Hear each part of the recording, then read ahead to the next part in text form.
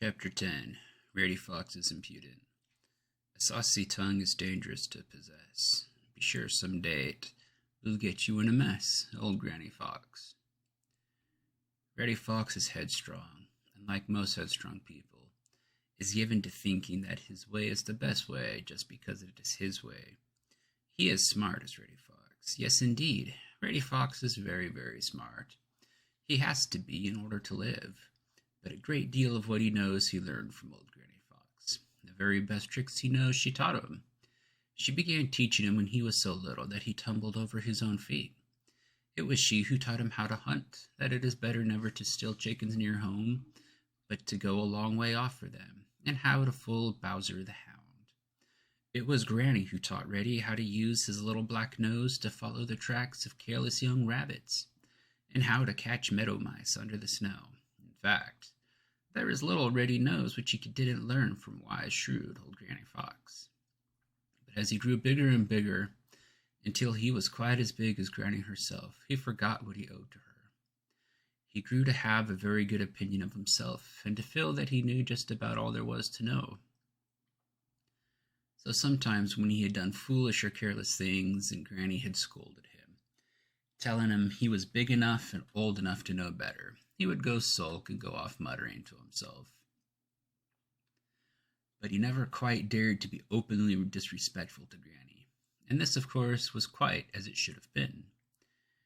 If only I could catch Granny doing something foolish or careless, he would say to himself, but he never could, and he had begun to think that he never would. But now at last, Granny, clever old Granny Fox, had been careless. She had allowed Farmer Brown's boy to catch her napping. Reddy did wish he had been there to see it himself, but anyway, he had been told about it, and he made up his mind that the next time Granny said something sharp to him about his carelessness, he would have something to say back. Yes, sir, Reddy Fox was deliberately planning to answer back, which, as you know, is always disrespectful to one's elders. At last the chance came. Reddy did a thing no truly wise fox ever will do.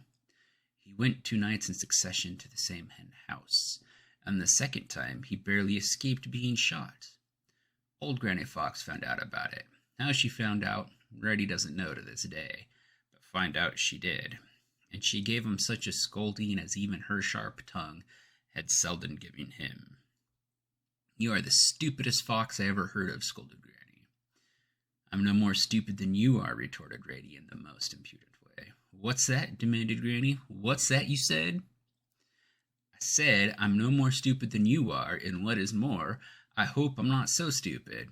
I know better than to take a nap in broad daylight, right under the very nose of Farmer Brown's boy." Reddy grinned in the most impudent way as he said this. Granny's eyes snapped, and things happened.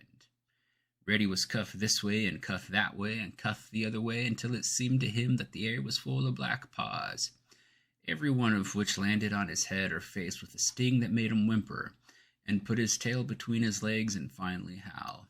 "There," cried Granny, when at last she had to stop because she was quite out of breath. "Perhaps that will teach you to be respectful to your elders.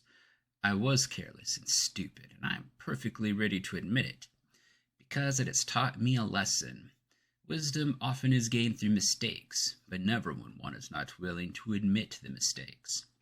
No fox lives long who makes the same mistake twice, and those who are impudent to their elders come to no good end. I've got a fat goose hidden away for dinner, but you will get none of it."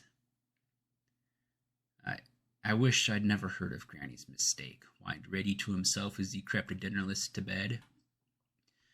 "You ought to wish that you hadn't been impudent," whispered a small voice down inside him.